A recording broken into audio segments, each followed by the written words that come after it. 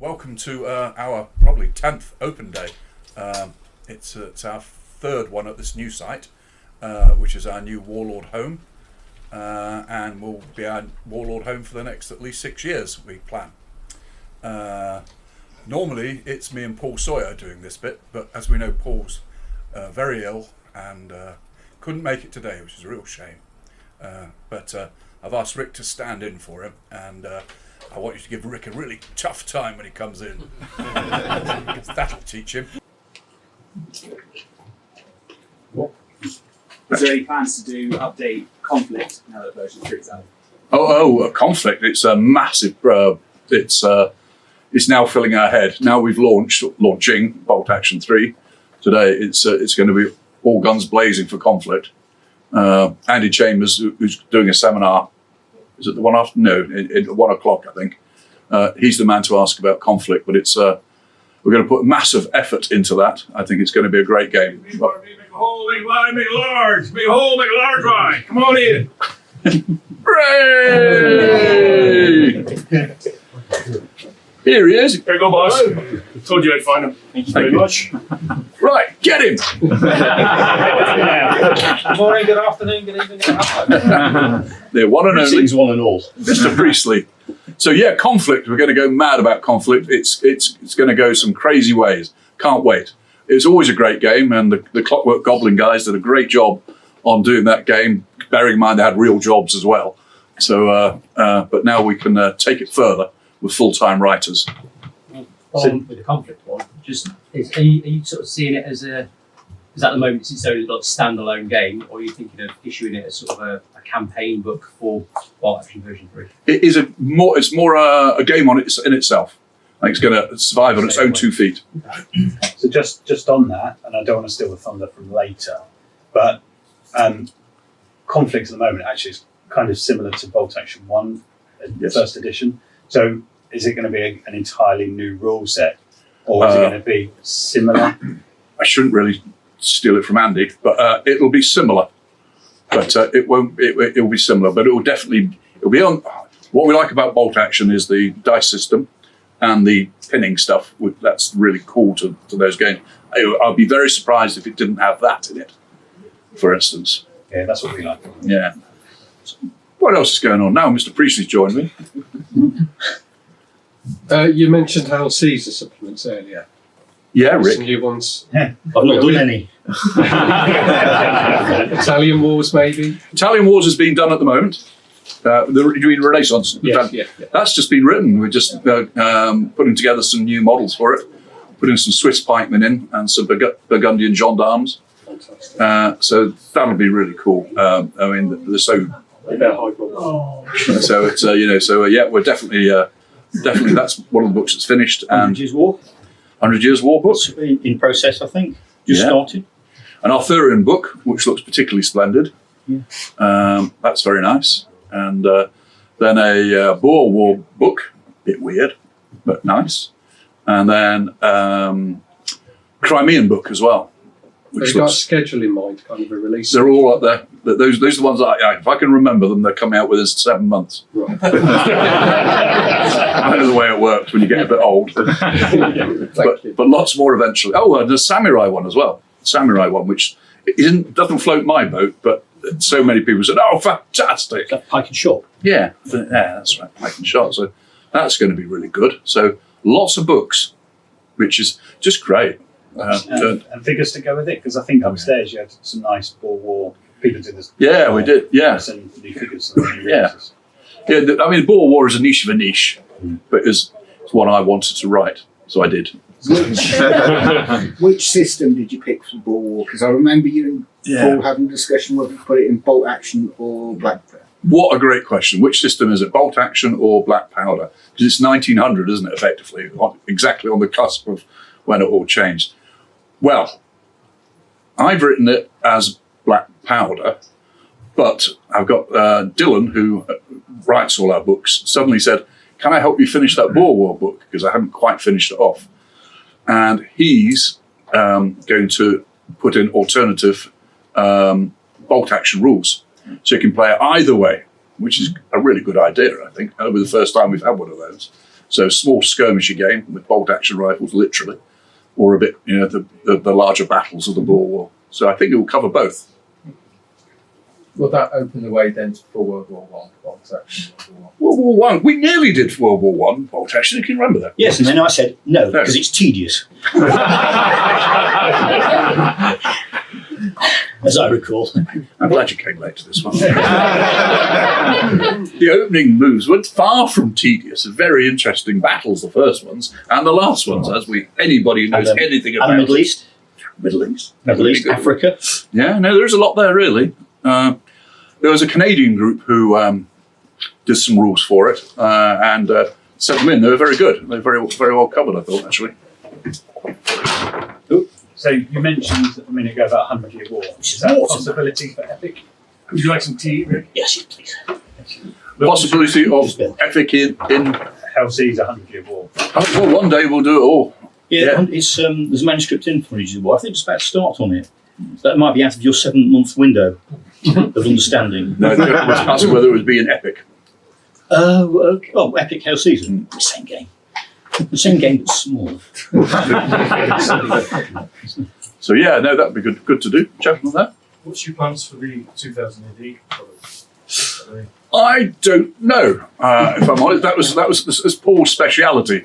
So he does all the negotiations with what are they called? Rebellion. Yeah, Rebellion, and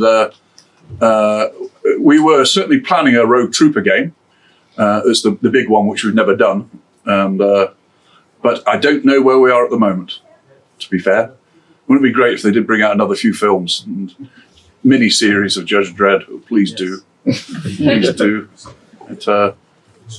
I just wonder what plans you've got for Blood Red Skies. You'd be best to talk to Andy Chambers, who will be around today, because he's done a lot of that stuff. I would like to see a kind of a... I'd like to see a bit more of the secret weapons of the Luftwaffe type thing, crazy jets and crazy, American jets and things to take it a little further out. And perhaps we could even combine it with Conflict 47. I don't know. It might be quite fun to do, but it's done well for us at Blood Red Skies, and perhaps needs a going over again. I think perhaps. What about going down to World War One? What do you think, Rick? Well, that's not tedious. World War One aerial combat, very interesting. Yeah. Because it's all manoeuvre based, Yeah. and you've got that massive change in technology around 1917, where you have the suddenly you get the Camel and the SE5s and the sort of later planes where which completely changed the nature of warfare. So yeah, I think it could work well, but it's really up to Andy. That's his project. Oh, thank you very much. The stuff of life. John, you need anything? No, good, thanks. No. So yeah, I could see that working really well, but it's Andy's baby, and I think if he wants to do it, I'm sure it can get done. If he's not interested, it won't. It's one of those things, really. But it's actually it's remarkable, isn't it?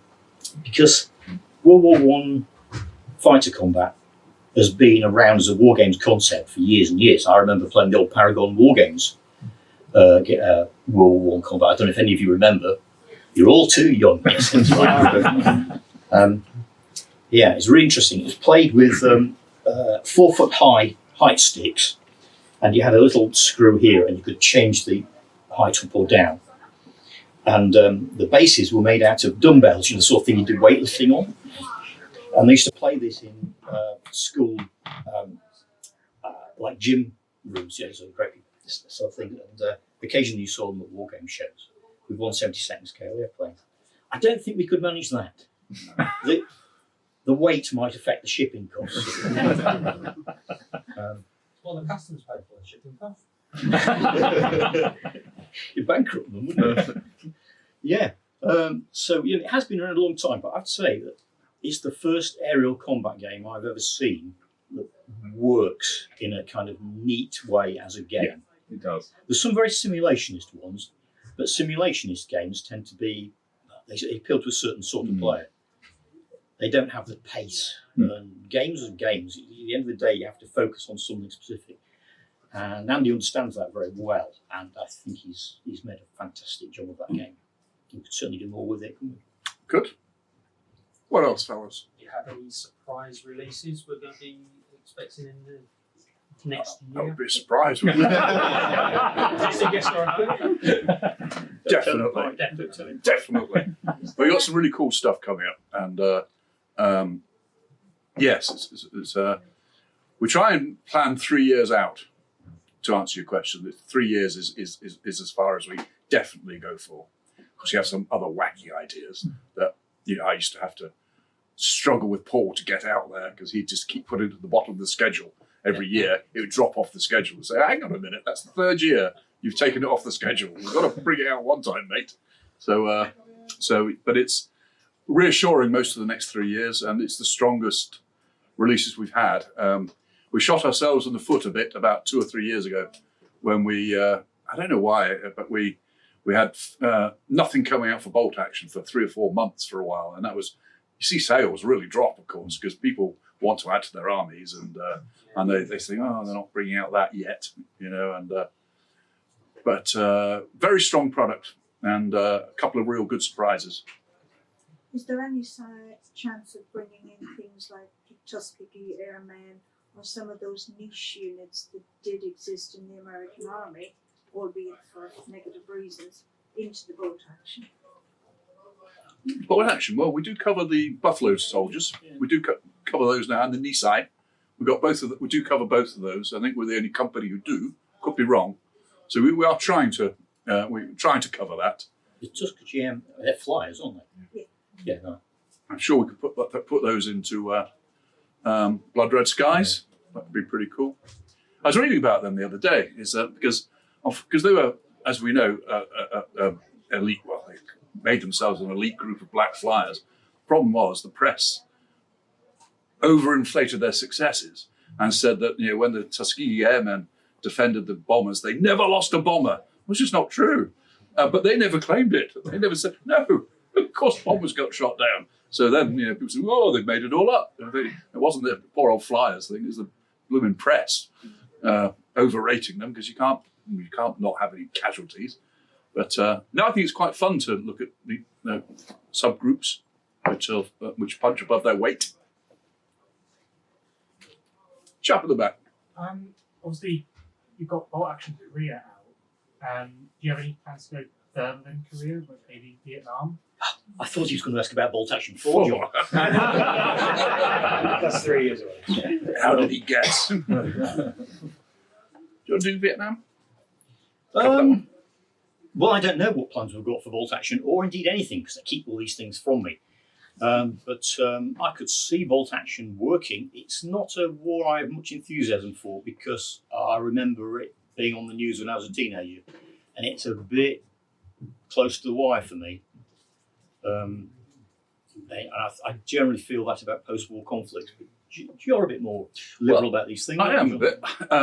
I think I say that most of us have got a book in us. I'd like somebody to write a modern book. By modern, I mean post-career. That's absolutely modern. It's not really very modern.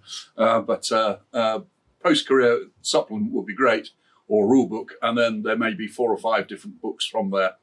Indo-Pakistani War, Iraq, Iran, whatever it might be, NATO, Fulda Gap type stuff. All the Middle East wars. A lot of them. Independence, all that kind of thing. So yeah, I think a modern day one would be quite popular, and we just can't get round to doing them all at once. But certainly never say never. Is there outside of Warlord, is there any sort of game system or style of game that you look at and you think, I wish we'd done that? Over to Rick. Not really. Because generally speaking, if I look at something and think that's a clever idea, I immediately nick it and write it down. So I can't think of anything off the top of my head. There are some clever things about that. A lot of modern games are card obsessed because they're all driven or inspired by board game and card game mechanics, which is not where I come from. So I can see them and I can admire the way they work, but I don't particularly feel inspired. I wouldn't say I wish we'd done that. there's, as I say, there are some very clever things about. I quite like To the Strongest is a good, interesting example. That's all card driven. It's an ancient war game by Simon Miller. Don't know if you guys play it? Yeah. Okay. Well, it's got quite, as you know, it's got quite a following, and I think it's because Simon's done a great job of promoting it and supporting it, and it plays very differently from something like Hail Caesar or any traditional war game. It's gridded, sort of gridded base, and it uses cards as kind of, they're not as resolution, they're more as kind of, they work a bit like a playing card game. So a combination of card or cards will give you certain advantages in certain situations, as I understand it. So that's quite clever. But I can't say as I think it would have. Warlord has a certain character, doesn't it, John? The character is Stallard. And if it's not something that would appeal to you, I don't think we tend to do it. No. They don't always do the ones I want. But they don't do the ones you don't want. No, that's true. They don't. Yeah, so I can't think of anything. Can you think of anything in the world out there that you wish? I admire lots of it, but I don't envy any of it. Yeah, No, I admire it. I'll tell you what, it's a bit of a story in this one. There's one time a day when we were at Games Workshop, we were doing projects with D'Agostini, which is a Partworks. And I came up with this idea for doing World War I aerial combat, like we were talking about before, which would give you, every month you'd get an aeroplane to make or something like that, or a series of cards. And the cards would determine what manoeuvres you made with these aeroplanes. You'd lay the cards down and the manoeuvres would follow the cards. And I thought this was genius. I thought, yeah, I can see this working with Immelman turns and slips and all that sort of thing. Genius. Proposed it. The guys looked at me and they said, Rick, that's Wings of War. And I said, what? I've never heard of Wings of War. And they said, yeah, it's Wings of War. Go and check it out. I checked it out. It was Wings of War. Bugger. So I have to say, yes, there's a game which I wish I'd invented because I sort of... In your sleep, you in my sleep, Can we just, would you mind closing the door? It's just I can hear the receptionist chatting away, doing their best. But just, if it's irritating me slightly, it must be very irritating for you at the back. So, thanks, fellas. Well, this is great. Rick's warming up now. He's had his half cup of tea. He's starting to get to the dangerous It's a bit weak, stage. actually. Is it a bit weak? Americans can't make tea. Americans can't make tea. Probably been in Boston Harbour, this one. Yes. Could do better. Could do better. Right, you got Rick here. Going back to Bolt Action version 3, was there a reason, or what was the design choice between doing Battle of the Bulge when you could have done Stalingrad and reinvented the Russians, which are quite dated at this point compared to the new sculpts, when there's already a new American set and a new German set? Yeah, Rick. Yeah, I'm doing Russians as well, so I'm with him. What you got to do is the next person who comes through that door at 11 o'clock should be Alessio. Grab him and ask him. Although Alessio wouldn't have much to do with that choice, that would be a Warlord choice, wouldn't it? Yeah. Yeah, it's funny. Isn't it? I quite like the Russians. I think they're Russians going to be redone. Yeah. We're going to do them with all the plastics. Okay. They're going to be redone with all the weapons in the arms. Okay. Yeah, they are a bit of a fiddle. A bit clumsy at the moment, the Russians. It was one of those things that you started it, in fact, John. A lot of our earlier Warlord plastics, you've got separate weapons and you have to position the arms, and you end up with things like this if you're not careful. With the Russians, what I found was you just cut into the chest, cut half the weapons away and put them like this, and they look great. But people don't like doing it. They don't like chopping into the plastics. But of course, human bodies deform. So, when you hold a rifle, you're not out here. You're eye line. So a little bit of modelling, I think they look great. But it helps being a modeller. Someone who's comfortable doing that, getting out the milliput and chopping them up. So we'll certainly be doing new Russians, though. Fear not. Like the old. And then our wonderful figure designer Wojtek, he's pining to do Polish and plastic, and he even got a trade account in Tokyo to make a video saying, all their customers, every time the customers came in, they picked up a plastic box set and learnt to say, please make these in Polish. So we got 15 Japanese people asking for them in Polish. And he sent it through to us, saying, look, there's lots of people want them. Big in Japan. Big in Japan. I think Polish would be good in plastic. I think build it and they will come. I mean, massive armies, quite cool looking kit. And I've always had a yen to do a French army. Yeah. For 1940. Yeah. I think it's an interesting army. It is. It's sold well. The French have sold very well. Yeah. And quite a versatile army. With respect to your new digital app, is there any plans to make singular squads stats rather than just an army list? I haven't got a clue to the answer to that. But we know who will. Yeah, Alessio. Right. Grab Alessio when he comes in. He's the tall one. What release in the next 12 months are you most excited for? Conflict 47. It's going to be bloody awesome. Andy Chambers, as we know, is a fantastic writer, and we're giving him a lot of rope, so to speak, to make it fairly crazy. Conflict. Yeah, and then you.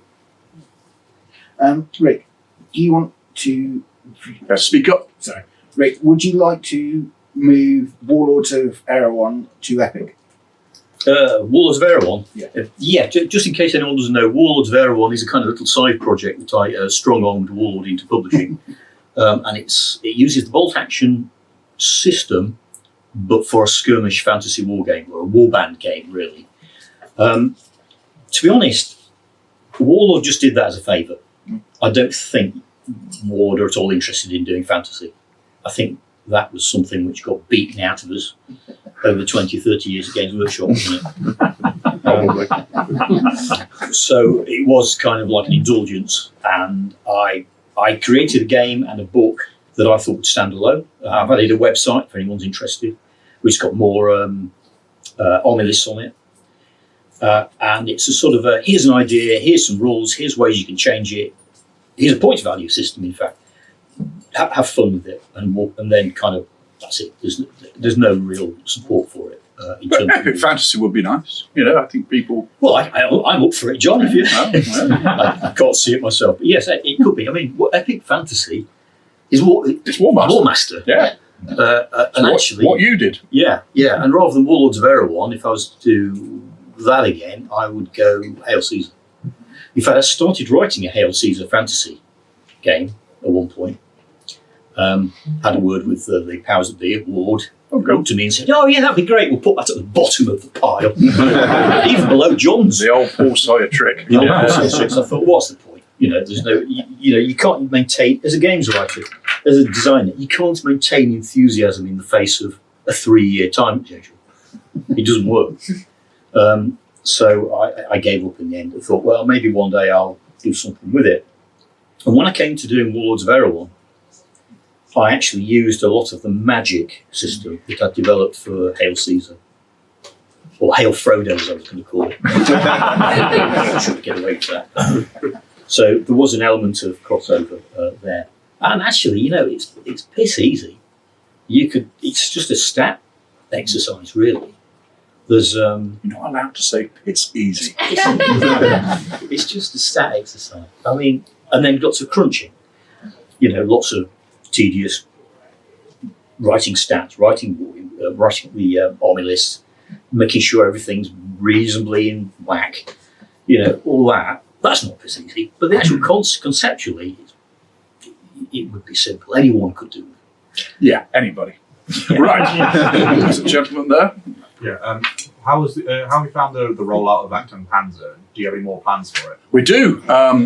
Roger Gerrish, who is also in today, who's him and his Mike, is the other writer, the two writers. Roger's in. He's just put in he's asked to do a supplement for it, and its working title is Iron Coffins, which gives you a clue that it's probably Western Desert. So we can include all the Italian stuff, all the dreadful British tanks. And it will also cover the Blitzkrieg as well. So some rubbish German tanks as well. and some deadly French tanks, which will make the Germans think about it for a change. And equivalent of a Char B coming down the roads like a King Tiger in 1940. So, Chassis. yes, that would be good. That would be all those multi-turrets. We'll have to think of rules for that. So yeah, it's going to be early war, and it's also going to cover Japan. So we make about 350 armoured fighting vehicles, and the brief will be, let's see if we can get a card for every vehicle that we make, just for the lunatics who want to field whatever obscure Japanese vehicles they can think of making. Or that's the next one. Midway next year. Cracking. Who else have we got? Any other victims? I'll have a go. I'll try and frame it as a question, partially more appreciation really. With the app coming, I'm going to sort of ask about sort of the philosophy going into design and what the sort of goals were for it. More, not to name anything else, but sort of really favourable sort of pricing structure in there and including all the rules and everything together built in rather than kind of locking some away. What were your sort of design sort of thoughts when going into design? I don't understand apps. What is it of which you speak? You're going to have to grab Alessio again for that, because he's all over that sort of stuff, and we'll give you chapter and verse. But I wouldn't know what one was, but so I can't pretend otherwise. But Alessio will let you know if you grab him. To both of you, please. I was just wondering, what have you found the hardest in your careers, but also what have you do you think you've got the best out of your careers, or maybe found the most pride in completing? Oh, Rick, yours first. Oh gosh. Yeah, I think the hardest thing was trying to steer Games Workshop from being a little product-driven company into a multinational company, and then a public limited company, and then a company that was driven by massive manufacturing considerations. You know, it's like we went from being 3 or 4 guys that turned up in the morning, poured some lead, put toy soldiers in boxes, and sent it out, went home and went to the pub, got drunk, came back. It's the same thing the next day. It was sort of like that, wasn't it? Still is. I'm not a warlord necessarily. And then by the time I left, you know, we were turning over hundreds of millions. The whole thing was balanced on a knife edge in terms of whether the manufacturing could cope or the sales could cope. And one wrong decision about stock control and you'd bankrupt the company. And that was tough, actually, wasn't it? It was tough years. Just because the transition, you were running to catch up all the time. And in terms of personal best, it's very hard not to say 40k, but of course 40k was a thing I came up with in the mid 80s. I think it was published in 87, and it immediately changed. It was so successful that everyone jumped on it. That's what happens with bandwagons. And immediately it became everybody's sandpit. Well, I designed it as a sandpit, so I should take some pride in that. But the sandpittery that went on wasn't necessarily anywhere within my original concept of it. So we just followed the money. And Brian Ansell contributed a lot, and his stuff was crazy. I thought, Brian, you don't understand how 40k works. Let me explain to you. This sublight invasion of the Tyranids that's going on, you realise how long this will take to reach the Imperium? About 1 million years, you know, that sort of thing. So I had to kind of ringmaster it to some extent. But people didn't care. It was all, the models were great. The models were inspired by the background was inspired by the models. And people bought into that. So in the end, although I take pride in 40k, I'm very aware that it wasn't anything I did that made it so great or so successful. I laid the foundations for it being successful. But ultimately, it was everyone else that made it successful. Well, somebody had to sell that rubbish. Yes, somebody and all the other rubbish, John, don't forget that. That was the best of it. So, yeah, I'd say 40k, but, you know, kind of not 40k. The game I'm most pleased with was War Master. Because, again, it turned out to be a little bit of a side project. By the time I did War Master, Games Workshop had moved on. So the concept that didn't fit the state the business was in, which means that ultimately we were in no position to sell it effectively or market it effectively. But nonetheless, I crowbarred it through after a fashion. It got published as a book. Originally, it was going to be a box game with plastics. But it got published as a book, and then the models were metal. I had endless trials done in the factory to make sure they could make them. They said they could, they couldn't. And that gave us endless problems again. But the game itself, I'm most pleased with, because it really changed the nature of what a war game could be. A bit stronger, thank you.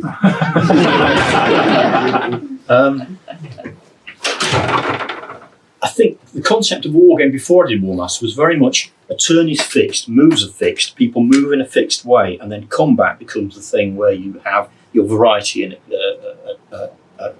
chance. Well, with War Master, I just flipped that round so that the moves became more a question of try to do this, but you won't necessarily achieve it. The moves became random in a way they're not in a fixed war game, which meant, in effect, the I go, you go becomes slightly randomised because you don't always get to go. But the combats are quite predictable, or should be.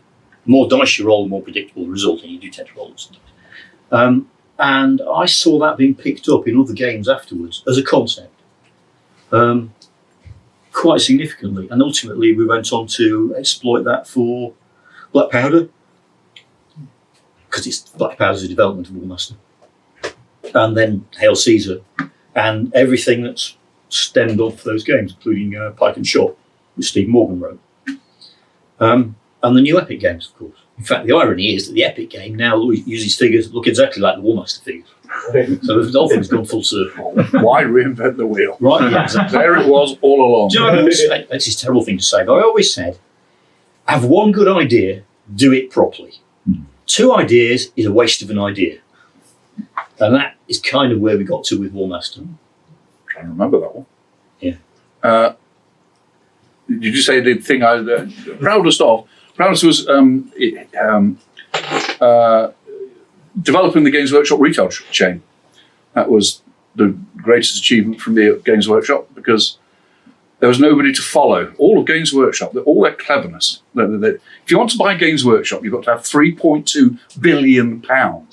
That's their market worth. 3.2 billion. It's enormous. And their great success, why I'm still so proud of Games Workshop, is they've never followed anybody. They've never had anybody to follow. They've made it up as we go. That's what we did. We were 21, 22-year-olds. We just made it all up as we went along. And Brian Ansell said, "You could open some stores." And I said, I've never worked in a retail store in my life. So he said, "Well, just make it how you think it should be." And so we kind of developed now. They'll now call it a destination activity something site is what they'll call them now.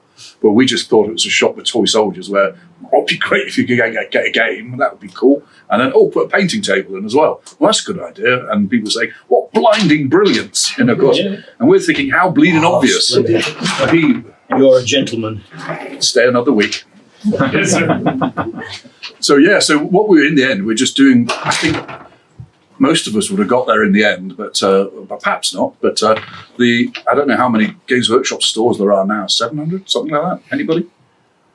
But what they're doing, of course, every time, and they're great stores to go into still, but they're very good for recruiting for the tabletop hobby. They're great for us at Warlord. There's no doubt about it. Converting people into tabletop wargaming, that's great, because a lot of them drift down to us in the end. And then the other thing, I suppose, was setting up Warlord, and with Paul. And I'd always said to my old boss, I said, well, I always wanted to do historical gaming, because I do enjoy fantasy wargaming, but historical is my thing. And Tom Kirby, my old boss, just said, John, he said, do you think I haven't looked at that? So I said, you probably have, haven't you? He said, yeah. He says, I've added up every single historical company's turnover that I can find in the world, 140 different companies, some of them literally one man and a dog. I mean, but they're sticking 50 grand for them. And he said, and it comes to 1.8 million. And I said, oh, right. That's not a great deal, is it? In the grand scale of things, when Workshop's doing, 100 million or whatever it would be at the time. But I said, yeah, but that's because nobody's doing it properly. isn't it? I mean, if I came to you 20 years ago and said, we're going to do a tabletop game with goblins and squeak hoppers and things like that, you'd think I was bloody mad, wouldn't you? Because it was mad, but it worked. Remember, science fiction doesn't sell. Yeah, another quote, science fiction doesn't sell. That was the understanding in the early 80s. Yeah. So anyway, I met my old boss 3 weeks ago in his island kingdom on the Isle of Man. And he did write me a very nice note when I went. He said, just for the record, I'm telling everybody I meet that you can make money out of historical miniatures. Signed Tom, which I thought was very noble of him. He didn't need to say that, so that was good. So that's. I hope that answers that question. Wonderful. What else have we got? Do you have any? Sorry, back. Given your experience from up the road, down the road, I don't know where it is. They're everywhere. What, with all that experience and learning, what's the one thing from a business point of view you guys won't do that this one won't do? Well, bloody great question. I have to think about that now. I certainly will. I think they made a mistake in stopping games days and things because they said it was too disruptive to the business to do it. I think, well, you can't be. It is disruptive. This is our admin offices, so we won't run around carrying chairs. It is disruptive, but why wouldn't we? It sounded like a ridiculous thing to say, and I argued against it thoroughly. And now, if everybody says it's a bit disruptive, John, I'll say, good, let's disrupt it a bit more, because so that would be something I'd never do. I'd like to think. What else?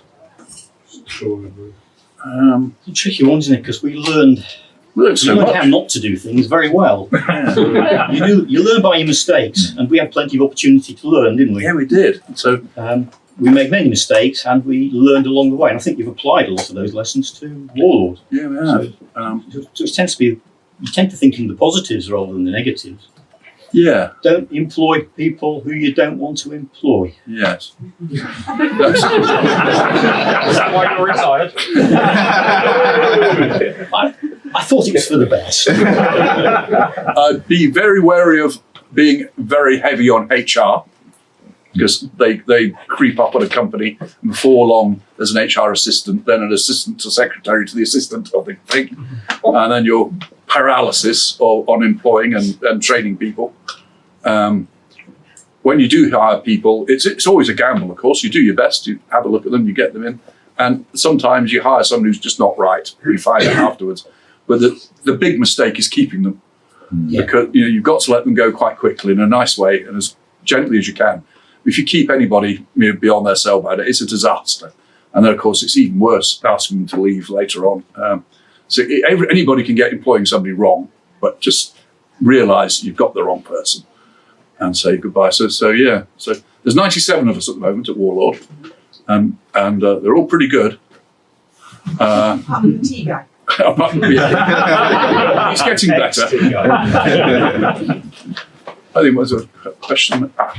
Yeah, with your Vanguard game coming out on Kickstarter, yes. Initially to me it looks very similar to Memoir 44. How different is it to that? I don't know. The chap called Peter Gosling will be in here later on. Very big guy with long hair, a bit like a Yeti. He should be in about 3 o'clock, 2 or 3 o'clock. If you can track him down, he'll tell you all about it, because he's been doing all the play testing and all the work behind it. It's not a product I know a great deal about, so I won't fib to you. Okay. A few others? Oh, sorry. So I was going to say, you said you were proud of opening the Games Workshop stores. Could we see the Warlord stores in the future? I think we might. There might be another one to see if it works. If we can make one work on a high street. We're kind of well supported here with the factory, and we've got our customer service boys who can double as shop assistant, so we kind of get value out of doing both of those. But I would like to trial a store, yeah. I don't see why we wouldn't. Where do you think? Birmingham. Birmingham? Yeah. Okay. Lots of people. easy to go down and keep an eye on. Well, I was just thinking that there's lots of game stores now which sell products as well as providing gaming space as well. Yeah. Which is kind of like a little bit like the Games Workshop model. And with the products you've got, that would fit into that. Yes, no, it would. It wouldn't be restricted either to just the products we've got. I'd get Games Workshop in. Yeah. I certainly would. Might discount it a bit. You've got to pay your rent. And I'll probably get Yu-Gi-Oh! Or the other nonsenses and all that stuff in to get the youngsters coming in. But yeah, then I'd be definitely playing Conflict 47 and Bolt Action on the main tables. And I think, we all know that a beautiful table attracts people coming in and nice cabinets and all that. I'm sure there are some fantastic trade accounts out there, but the ones that work are the ones who put the effort in and have a club and put tournaments on and all that sort of stuff. Yeah, you get back what you put in, and it's hard work, but rewarding, as we know. And it'd be nice for every town to have a trade account in there that's doing really well. That would be great. But we're working on it. We deal with 890 trade accounts around the world at the moment, so we're trying to get up to 2,000 worldwide. And Games Workshop deal with 7,000 trade accounts. And so if we can get 2,000, that doesn't sound too vainglorious, does it? Sound about right. And they're the big name. But I see them as they're the icebreaker, and we're the trawler coming behind. Thank you very much. But let's let them do all the hard work. And then people say, wait a minute, Tiger Tank, I know what that is. And it's only 26 quid, not 94 pounds. So I'll buy 3 of those, please. I've seen Private Ryan or whatever it is. So. It's a great thing about Games Workshop, isn't it? It does make us look cheap. Affordable. Are we recording all this? Bleep that bit out. Right, what else is going on? Robin Juice has just come in. Look, turn around and look at Robin Juice. Hello. I say, what's the matter with Birmingham? Many things. Right, we've got about another 15 minutes? No, 10 minutes to go. So that's all right. So 10 more minutes. Is there any IP you would dream of getting your hands on? It doesn't have to be rules, it can just be miniatures, just anything that you would like to just out of your own personal. Not really. Many years ago, I would have loved Star Wars, to do Star Wars properly, because between you and me, I don't think there have been great Star Wars games. I think somehow they've missed the plot. I mean, how can you not make Star Wars a great tabletop miniatures game? It just could be awesome, but they don't seem to have done it. So I don't suppose I'm going to put in for the Star Wars license, not for this year. But, so no, I don't think we don't need IP and or an outside one. No, definitely not. What's the plan in terms of next generation with the kids coming through that haven't got that same opportunity in Games Workshops because they're not doing the tabletops, etc. How are you guys kind of trying to grab them?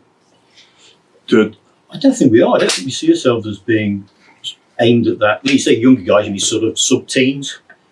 Well, yeah, again, sorry, look around the room, there's not any teenagers here, and I know they're all on Xbox One. Everyone under 40 looks the same to me. I've just left my teens. I don't think we really think of those terms. It's like I said, you have to have one idea and stick to it. And I think Warlord, if it's correct if I'm wrong, John, but I mean, we're quite clear in our market. It's people who are quite dedicated, established gamers. I think we try. I mean, I instinctively, when I write a set of rules, try to make something accessible because it's just the way I write rules. That's why I tend to write long, which puts a lot of people off, particularly if they're older gamers who don't need the explanation. But that's kind of what I do. But I think we do see something like Games Workshop as being the, as you were saying, the icebreakers in this situation, comparing them to the trade account. They pick up the younger players, don't they? They instill that appreciation for toy soldiers and games. Yeah, we just haven't got the gold and finance and time to do that. I'd love to be in schools, love to be in scout huts. The badge of Hornby have that. The Airfix are into the scout huts and all that sort of stuff. and our cooperation with Hornby means that we might well be able to do that and find some young'uns, because gluing models together is always great fun, and a great little hobby to have. But at the moment, we're going to have to stick with old folks like us. Probably for the best. Hornby thing, how is that going? It's great. They own 1/4 of Warlord and 25%, but we don't talk to them very often. We talk to them about, I don't know, perhaps 10 minutes a month. That's it. It's just, hello, are you still there? Yes. Though we are chatting to them about Airfix to see if there's anything we can do with Airfix, and Airfix that can do with us as well. So we are chatting away and giving them some ideas. It's really way of bringing over the modern railway part of it, scales to say bolt action. No, it's they're suffering with their model railways at the moment. I think everyone is. In Backmanor as well. Yeah. I think it's a worldwide thing. I think what's happened is the model railway hobby has had a kind of blossoming. Lots of very good quality, quite expensive high-end stuff's come out in quantity and not being bought. And I think at the moment it's been heavily discounted, which is, if you're a serious collector of some of this stuff, seeing something you bought for £400 discounted to £200 is a bit negative. There's a lot of that going on in the model railway hobby. It's a funny thing, isn't it? Yeah, I think they do well with Airfix and very well with their no glue ones, the clip together ones that for kids, to answer your question. And Skeletrix is doing well for them. So they're suffering on the railway side. And because of course it's HO scale, which is slightly odd scale, and also it's very British, of course, it's LNER, and if you're an American you don't want that. So it's only Britain you've got to sell to. It's no international markets. With an Airfix kit, you can sell it to sell it to anywhere. So, a couple of questions. With your trade accounts, do you wait for them to come to you, or you go to them? For example, you use like Bovington Tank Museum. The curator is obsessed with wargaming, and you go in there. There's loads of Rubicon kits. No Warlord though. I would have thought they would be intrinsically linked. You've just seen Tiger 131, and now you can go buy a Tiger from Warlord. Well, perhaps you can talk to my sales manager in the tent. Steve Morgan's his name. And you can explain that to him again, because I am obsessed with getting into the Tank Museum in Bovington. I sent several of my messengers down there, and they all returned without anything. So, yeah. Yeah, because I say we're the company who makes the biggest variety of vehicles. 380 vehicles we make, which is a lot more than anybody else, and we're not in there, so it's irritating. Well, the Australian Armour Museum, they seem a bit happier to get involved with everything. And they actually did a bolt action episode on their Workshop Wednesday. Did they? Oh, well, that's good. Well, we got an Australian distributor, a chap called Ian. I'll have a word with him and see if we can get there. What else? Well, we've got Rick and me here. We've got another couple. You were saying earlier about the sort of the stores that do the best are the ones that have their clubs, their tournaments, etc. Do you guys have any intention of hosting tournaments, events with any of your systems or anything like that? I know you might not necessarily have the space here, but just sort of... we sponsor a lot of tournaments. We do sponsor an awful lot of tournaments up and down the country and across the world. The lovely man in the kilt, the tea maker, Big John from America, that's what he does for a living for us. He's got a team of 40 raiders, which is guys who've got real jobs, but at the weekends they go out and play tournaments or demonstrate in people's stores and show them how to play the games. And so it's very, very active in America because it's such a bloody big place. Yeah, here it's easy to get anywhere. 2 hours to London from here, but it's 2 hours just to get to the next town in America, it could be. So we use them to do all these tournaments and shows. We go to an awful lot of shows. We must go to 80 shows a year here in America. And there's normally a tournament there, and they definitely sponsor those. Oh, brilliant. Okay. One, then two. If you're doing another world campaign like you did with Bolt Action B2, where you get everybody to play. Don't know, but I think it was great fun. I thought it was a really good idea. I'm not sure who won in the end. But it was a good idea. I quite enjoyed seeing what was happening. I shall put that to our marketing guys. I tell you what, you ought to get Jervis in, because he organised all that sort of thing for Games Workshop. In fact, he came up with the very first ones that Games Workshop did way back when in the 90s, I think. Now he's unemployed. Jervis is gainfully retired like myself, which means he spends more time writing new games and playing games than he ever did. But I'm sure he would. Yeah, that's a good idea. He would love to. Yeah, something cunning. With B3 being launched now. Yeah. What a way to start, kick it off. Yeah, it's good thought. Good thought indeed. A lot of content providers can also help stream on piggyback on that. Yeah. And modern technology, that's so much easier, isn't it? It's just suddenly become, all the things that we dreamed of doing in the 80s and 90s are suddenly just normal. It's amazing. And now we don't do them. Yeah, unfortunately, the technology has advanced to the level where me and John no longer understand it. Totally baffling. So, chap over here. Oh, that's back. Yeah, just on a product release question. So obviously we've got Epic Hail Caesar at the moment. Is there anything else coming for Epic Pike and Shot, or is that sort of Epic Pike and Shot. I think that's it for a while. If we were going to do something, I'd like to do some Polish types, which I think would be quite good to take on the Imperialists and all that. So Winged Lancers, blah, blah, blah, whatever else they're called. That would be a neat thing to do. But it's mostly covered in that one, I think. Yeah. I think the idea of the epics was that you choose a particular battle or a particular campaign or a narrowish period, like Punic Wars, and concentrate on that. Do one thing properly. But having done one thing properly, you can then expand it out. And that, I mean, that would be an obvious one for the Pike and Shot. And then for the epic Hail Caesar, we started with Punic Wars, but an obvious one then would be to go to something like Macedonian Wars.